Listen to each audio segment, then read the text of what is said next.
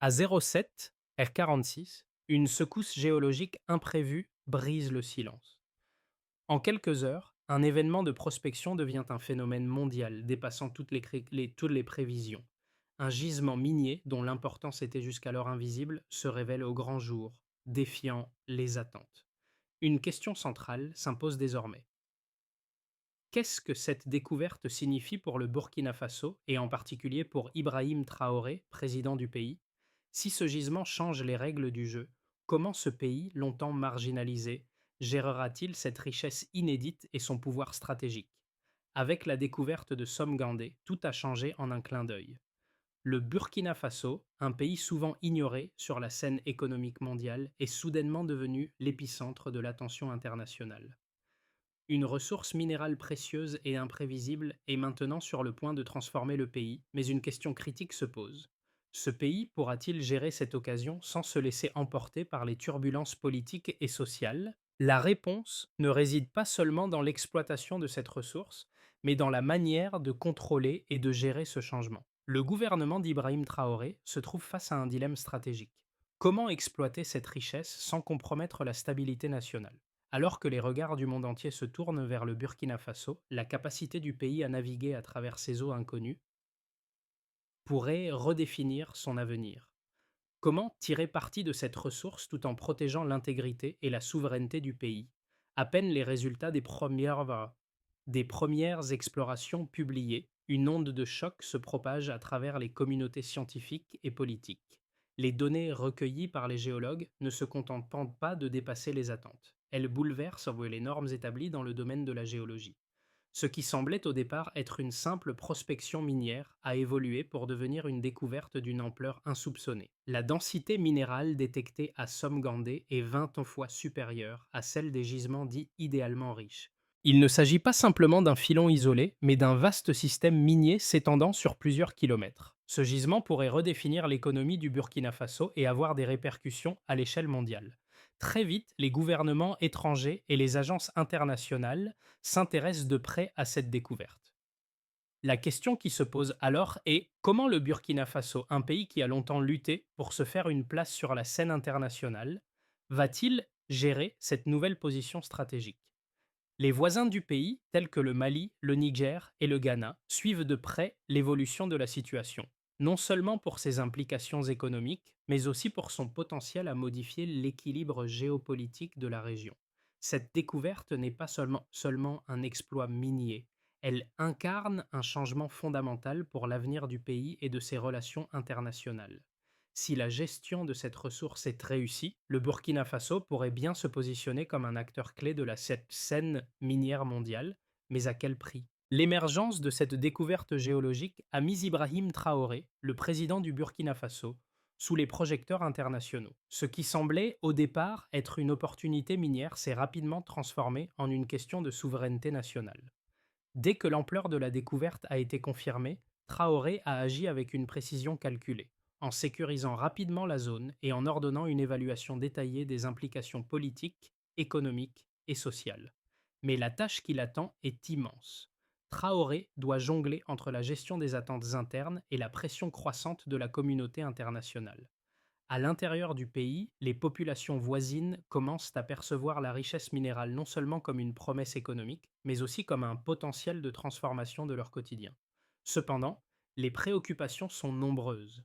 Les inégalités croissantes, les tensions sociales et les risques de dépendance à une ressource unique.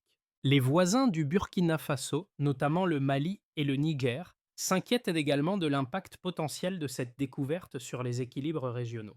Les premières réactions diplomatiques sont partagées. Si d'un côté, certains partenaires étrangers offrent leur aide pour la gestion des ressources, d'autres se montrent plus prudents, craignant une instabilité accrue dans un pays déjà fragile.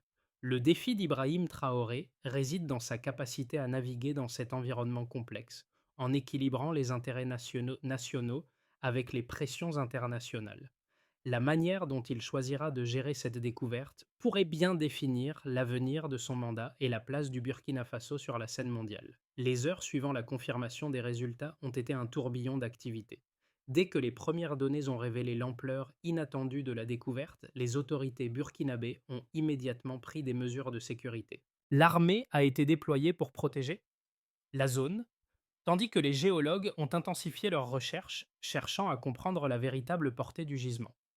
Dès le matin, les experts internationaux ont été informés, et les premières projections ont montré que la richesse minérale à Somgandé n'était pas seulement rare, mais d'une ampleur inédite.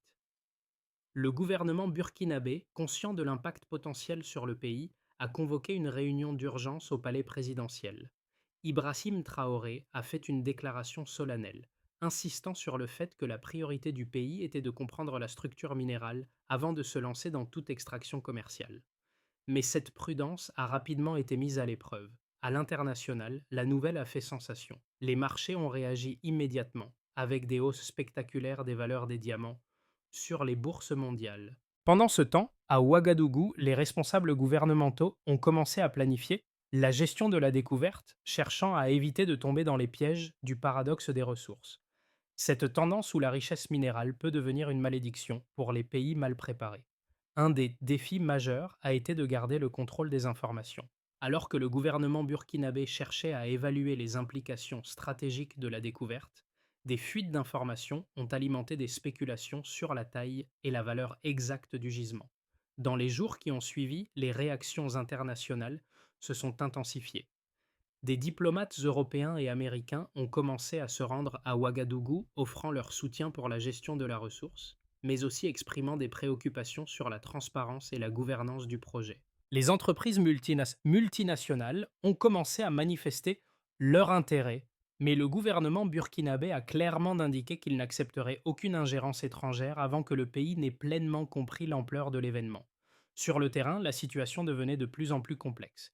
Les premières équipes de forage ont confirmé que le gisement s'étendait bien plus loin que prévu, traversant des zones géographiques difficiles d'accès.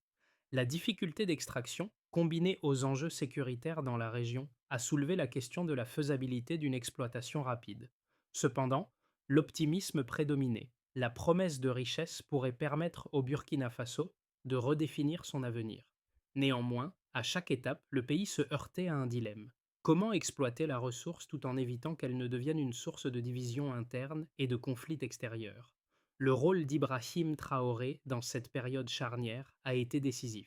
Ces décisions, prises sous pression et dans un contexte de vigilance internationale, allaient déterminer non seulement l'avenir économique du pays, mais aussi sa stabilité politique et sociale. Alors que les jours s'écoulaient, le regard du monde entier était désormais fixé sur Somgandé, et le Burkina Faso se retrouvait à la croisée des chemins. Les données provenant de Somgandé ont commencé à se stabiliser, et à chaque nouvelle mesure, la réalité de la découverte devenait de plus en plus impressionnante. Trois séries de tests indépendants ont confirmé la densité minérale exceptionnelle de la région, et les résultats dépassaient de loin les normes internationales. La première mesure a révélé une densité de 18,6 grammes par mètre cube, bien au-dessus de la moyenne mondiale qui tourne autour de 1 à 2 grammes. Ce chiffre n'était pas seulement statistiquement remarquable, il présentait aussi une stabilité géologique exceptionnelle, un signe clair que la structure minérale n'était pas un simple accident géologique, mais une formation stable sur le long terme. Les experts se sont vite rendus compte qu'une telle découverte pourrait potentiellement transformer l'économie nationale. Cependant, la stabilité géologique n'a pas été la seule mesure frappante. Les premières estimations de la superficie du gisement ont révélé une étendue bien plus vaste que prévu initialement. En effet, les relevés ont montré que le gisement ne se limitait pas à quelques kilomètres, mais qu'il pourrait s'étendre sur plus de 15 km², une projection qui a été confirmée par des modélisations tridimensionnelles. Cette continuité minérale a remis en question la logique des opérations minières traditionnelles. L'exploitation devrait être bien plus vaste et plus complexe que ce que les premières évaluations suggéraient. D'autres tests ont révélé que l'extraction de ces minéraux ne serait pas seulement une question de rentabilité à court terme, mais aussi de gestion durable. Une troisième estimation a indiqué que la valeur du gisement pourrait dépasser les 200 milliards. Des sommes qui étaient ces 200 milliards de dollars sur une période de 20 ans, si le Burkina Faso parvenait à gérer son exploitation de manière progressive et sous contrôle national. Cependant, les experts ont rapidement averti que l'extraction brute, bien que lucrative, pourrait engendrer des risques à long terme pour l'environnement et la stabilité économique du pays. Dans un contexte international déjà fragile, toute mauvaise gestion pourrait alimenter des tensions internes et externes. Il était donc crucial pour les autorités burkinabées de comprendre non seulement la structure géologique du site, mais aussi les implications économiques et géopolitiques de cette découverte. Alors que les chiffres continuaient de faire leur apparition, la question de savoir si le pays pourrait réellement tirer parti de cette richesse minérale devenait de plus en plus urgente. L'absence de données fiables sur la capacité institutionnelle du pays à gérer un tel gisement alimentait les spéculations sur les véritables motivations des acteurs étrangers intéressés par cette ressource. La découverte de Somgandé était un double-edged sword, un potentiel immense de transformation pour le Burkina Faso, mais aussi un risque systémique de fragiliser l'État s'il n'était pas géré avec une vision stratégique à long terme. Ibrahim Traoré, bien que confronté à des défis multiples, restait déterminé à assurer que la ressource profite à son pays tout en préservant sa souveraineté. Le débat sur l'exploitation de Somgandé n'a pas tardé à se diviser en deux visions principales. D'un côté, il y a ceux qui considèrent que cette découverte est une chance historique pour le Burkina Faso, qui pourrait enfin transformer sa richesse minérale en un moteur de stabilité et de développement. Ce groupe défend l'idée que, si elle est bien gérée, la richesse minérale du pays pourrait renforcer ses institutions, créer des milliers d'emplois, et stimuler une industrialisation à long terme. Des exemples comme celui du Botswana, qui a su tirer parti de ses ressources naturelles pour devenir l'un des pays les plus stables d'Afrique, sont souvent cités pour justifier cette position. Ce groupe plaide pour une approche équilibrée, l'exploitation progressive des ressources, couplée à une gouvernance transparente et à des investissements dans l'éducation et la technologie pour préparer les générations futures à gérer ces richesses de manière durable. Toutefois, une autre vision se fait entendre, plus prudente. Elle met en garde contre les dangers de l'anomalie des ressources, un phénomène observé dans de nombreux pays où l'abondance minérale a entraîné des conflits internes, des inégalités croissantes et une dépendance excessive aux exportations. Le Nigeria, le Congo et le Niger sont souvent cités comme des exemples de pays où les ressources naturelles ont été plus une malédiction qu'une bénédiction. Ce groupe souligne que, bien que les bénéfices immédiats de l'exploitation minière puissent être alléchants, les risques à long terme sont considérables si les institutions nationales ne sont pas prêtes à gérer une telle manne. La richesse pourrait attirer des acteurs étrangers qui imposeraient leurs propres priorités ou alimenter des rivalités internes pour le contrôle des ressources. Les tensions géopolitiques pourraient également se multiplier, exacerbées par les enjeux économiques liés à cette ressource stratégique. Le défi pour le Burkina Faso est de trouver un équilibre entre ces deux visions opposées. Alors qu'une exploitation trop rapide pourrait conduire à l'instabilité, une exploitation trop lente pourrait priver le pays d'une occasion historique d'accélérer son développement. La clé réside dans la capacité du gouvernement à maintenir la souveraineté nationale tout en intégrant les acteurs étrangers dans un cadre de coopération équitable et transparent. Ibrahim Traoré devra prendre des décisions stratégiques qui affecteront non seulement le pays, mais toute la région du Sahel. Alors que la découverte de Somguindé commençait à être perçue comme un catalyseur de changements importants, une autre dimension de l'enjeu se faisait de plus en plus évidente. Ce n'était plus seulement une question d'exploitation minière, mais aussi de savoir comment gérer une ressource capable de redéfinir la place du Burkina Faso dans l'ordre géopolitique mondial.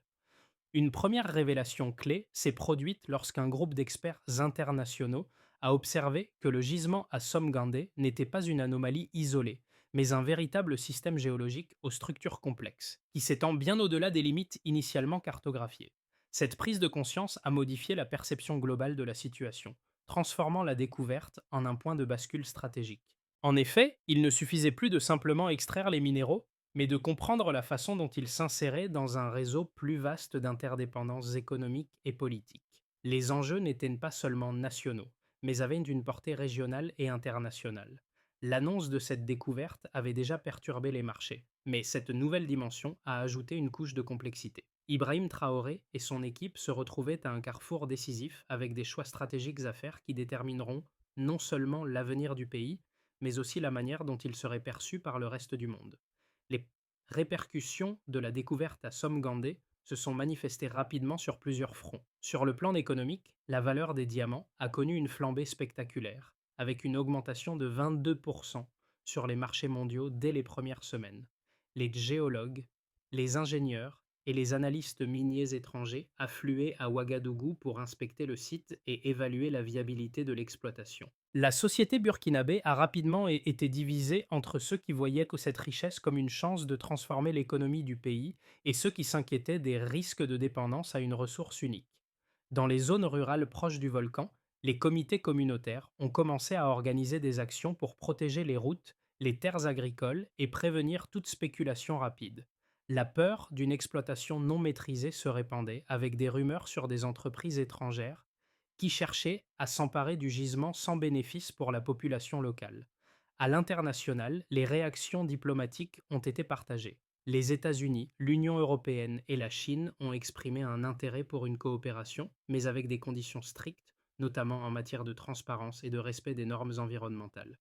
La découverte a provoqué un remue-ménage dans les chancelleries, et plusieurs pays voisins, tels que le Mali et le Niger, ont exprimé leurs préoccupations concernant la possible concentration de pouvoir régional au Burkina Faso. En réponse à ces pressions, Ibrahim Traoré a convoqué une série de réunions avec ses conseillers pour définir une stratégie nationale qui permettrait de gérer l'exploitation des ressources sans perdre le contrôle de la situation. Sur le terrain, la situation se complexifiait de jour en jour. L'armée a renforcé ses patrouilles pour sécuriser les zones sensibles, tandis que les autorités locales ont mis en place des mesures pour surveiller les projets d'infrastructure. Les experts en géopolitique, tout en saluant les retombées économiques potentielles, ont souligné les risques de fragiliser la stabilité régionale si le pays ne prenait pas le temps de bien planifier son avenir. Les tensions diplomatiques s'intensifiaient à mesure que les grandes puissances se positionnaient pour défendre leurs intérêts. Le défi majeur pour le Burkina Faso restait de maintenir un équilibre entre une exploitation minière bénéfique et une gestion nationale cohérente. Ibrahim Traoré, tout en cherchant à sécuriser la souveraineté nationale, devait faire face à des demandes contradictoires de la part des puissances étrangères, des entreprises privées et de ses propres citoyens. Le pays était à un tournant crucial, et chaque décision prise dans les mois à venir déterminerait la trajectoire future du Burkina Faso, à la fois sur le plan économique et sur le plan géopolitique. À l'horizon des 6 à 12 prochains mois, le Burkina Faso se trouve à un carrefour décisif où trois trajectoires possibles émergent, chacune avec ses propres implications et défis. Le premier scénario, intitulé Contrôle progressif, Base Case, repose sur une gestion prudente des ressources naturelles. Ce modèle préconise une exploitation minière lente et maîtrisée, accompagnée de politiques visant à renforcer la gouvernance interne et à limiter la dépendance étrangère. En ce sens, l'État burkinabé mettrait l'accent sur l'éducation, la formation des compétences locales et l'amélioration des infrastructures avant d'ouvrir le secteur aux investissements étrangers. Ce scénario propose également une coopération avec des acteurs internationaux dans des conditions strictes de transparence et de respect des normes environnementales. La stabilisation progressive du secteur minier permettrait ainsi d'atteindre un équilibre entre exploitation et développement durable. Cependant, le temps nécessaire pour atteindre cet équilibre pourrait également freiner les bénéfices économiques immédiats du pays. Le second scénario, accélération coopérative, optimistic case, envisage une exploitation plus rapide de la richesse minière sous supervision internationale. Ce modèle permettrait d'accélérer la croissance économique en attirant des investissements étrangers dans le secteur minier, tout en développant rapidement des infrastructures et des secteurs connexes. Bien que cette approche puisse stimuler l'économie à court terme, elle comporte des risques considérables, notamment en termes d'inégalités sociales accrues, de dépendance excessive aux ressources et de vulnérabilité face aux fluctuations des prix mondiaux des matières premières. Enfin, le troisième scénario, intitulé Contraction défensive, worst case, présente une vision plus alarmiste. Dans ce modèle, les pressions internes et externes se font trop fortes pour que le Burkina Faso puisse gérer efficacement ses nouvelles ressources. Le pays pourrait opter pour une nationalisation partielle ou totale du secteur minier, mettant en place des mesures strictes de contrôle des flux financiers et des partenariats étrangers. Toutefois, cette approche pourrait isoler le pays sur la scène internationale, entraînant des sanctions économiques, des tensions diplomatiques et un isolement croissant. En fin de compte, le succès de chaque scénario dépendra de la capacité du gouvernement burkinabé à équilibrer les ambitions économiques avec les réalités politiques et géopolitiques, tout en préservant la souveraineté nationale et en protégeant l'intégrité sociale du pays. Ibrahim Traoré devra naviguer entre ces options avec discernement, en prenant en compte les pressions internes, les attentes des investisseurs étrangers et les préoccupations géopolitiques régionales. Le choix fait dans les mois à venir pourrait façonner non seulement l'avenir du Burkina Faso, mais aussi celui de toute la région du Sahel. Les enjeux de la découverte de Somgandé ne se limitaient pas uniquement aux sphères politique, économique et diplomatique. Ils touchent également la vie quotidienne des Burkinabés et leur vision de l'avenir. Dans les grandes villes comme Ouagadougou, la jeunesse urbaine se montre enthousiaste face à la perspective d'un avenir plus prospère. Les étudiants se lancent dans des projets liés à l'exploitation minière, aux sciences de l'ingénierie et à la gestion des ressources naturelles. Le rêve de participer à un projet national de grande envergure devient un moteur d'espoir pour beaucoup. Cependant, cette dynamique comporte des risques.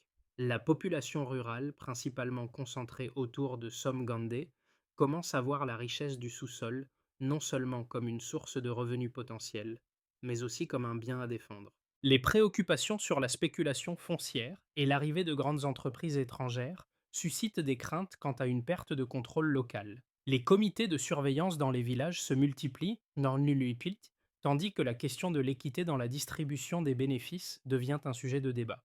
Les voix qui s'élèvent contre une exploitation minière non régulée deviennent plus fortes. La situation des populations rurales pourraient se retrouver exacerbées si elles sont laissées de côté dans les projets d'exploitation minière. Du côté de la diaspora, les discussions sont également animées. Les Burkinabés vivant à l'étranger s'interrogent sur leur rôle dans ce processus. L'enthousiasme pour participer au projet national est réel, mais il est également tempéré par une volonté de s'assurer que la gestion de la ressource ne devienne pas une source de corruption ou de mauvaise gestion. Le pays doit donc trouver un moyen de concilier les attentes et les espoirs de toutes ces communautés. Ibrahim Traoré devra gérer ce processus avec une transparence totale et une attention particulière à l'équité, pour éviter que cette opportunité ne devienne une source de division sociale. Le défi majeur sera d'assurer que les bénéfices de Somgandé profitent à tous les Burkinabés et qu'ils ne craignent pas de nouvelles fractures au sein de la société. Pour que le Burkina Faso puisse exploiter le potentiel de Somgandé tout en évitant les pièges de l'instabilité économique et politique, une feuille de route claire est nécessaire. D'abord, il est impératif de renforcer les capacités techniques et institutionnelles du pays. Le gouvernement doit investir dans la formation des géologues, des ingénieurs et des experts en gestion des ressources naturelles pour garantir une exploitation responsable et durable. La création de programmes de formation continue et l'établissement de partenariats avec des institutions étrangères spécialisées dans la gestion minière seront des éléments essentiels pour préparer la relève. Ensuite, le pays doit mettre en place une gouvernance minière transparente. Un système de contrôle indépendant, composé de représentants de la société civile, des autorités locales et des experts internationaux, devrait être mis en place pour surveiller l'exploitation et garantir que les bénéfices profitent à l'ensemble de la population. De plus, des mécanismes de partage équitable des ressources doivent être établis pour éviter que les profits miniers ne soient concentrés entre les mains d'une minorité. Sur le plan environnemental, il est crucial de mettre en place des régulations strictes pour protéger les écosystèmes locaux. Une partie des bénéfices devrait être allouée à des projets de développement durable, y compris des initiatives pour restaurer et préserver les zones affectées par l'exploitation minière. Enfin, le Burkina Faso doit promouvoir une diplomatie minérale régionale en engageant ses voisins dans des dialogues sur la gestion collective des ressources naturelles. Cela pourrait aider à réduire les tensions géopolitiques et favoriser des initiatives communes pour la régénération économique de la région. Ce modèle de développement intégré pourrait positionner le Burkina Faso non seulement comme un acteur économique majeur, mais aussi comme un leader régional dans la gestion des ressources naturelles. Au cœur de cette transformation, la figure d'Ibrahim Traoré continue de se dessiner comme celle d'un leader prêt à prendre des décisions difficiles. La découverte de Somgandé n'est pas seulement une occasion de prospérité matérielle, elle est aussi un test pour la souveraineté et l'intégrité du Burkina Faso. Comme un phare dans une mer agitée, Le président burkinabé doit guider son peuple à travers les eaux incertaines de la gestion des ressources naturelles. Le pays doit naviguer entre les promesses de richesse et les réalités d'un monde globalisé où chaque mouvement a des répercussions au-delà des frontières. Dans les rues d'Ouagadougou, dans les villages proches de Somgandé et parmi la diaspora, les voix s'élèvent pour rappeler que cette richesse, bien que précieuse, n'est qu'un outil au service de la dignité nationale. Le vrai défi sera de construire un avenir commun, de préserver l'unité du pays tout en exploitant les atouts miniers de manière responsable et équitable. Le chemin ne sera pas facile, mais avec une gouvernance éclairée et une vision partagée, le Burkina Faso peut non seulement tirer parti de sa ressource, mais aussi en faire un levier pour son développement durable. C'est dans cette vision collective que réside l'espoir d'un avenir prospère pour tous les Burkinabés. Le destin du Burkina Faso est désormais lié à la manière dont il choisira d'exploiter ses ressources naturelles. Ce moment historique n'est pas seulement l'affaire des autorités, mais de chaque citoyen, chaque acteur économique, chaque jeune étudiant qui rêve de contribuer à la construction de l'avenir de son pays. L'opportunité de transformer Somgandé en un moteur de développement durable ne se présente qu'une fois. La question est de savoir si le pays saura saisir cette chance et faire en sorte que les bénéfices de cette richesse soient partagés de manière équitable. Ce n'est qu'en unissant les efforts des citoyens, du gouvernement et des partenaires internationaux que le Burkina Faso pourra garantir que cette ressource ne devienne pas une malédiction, mais bien un vecteur de prospérité. Alors, comment allez-vous contribuer à ce grand projet? Que vous soyez dans les montagnes de Somgandé, dans les rues de Ouagadougou ou à l'étranger, chaque action compte. Ensemble, ouvrons la voie à un avenir prospère et équitable pour tous.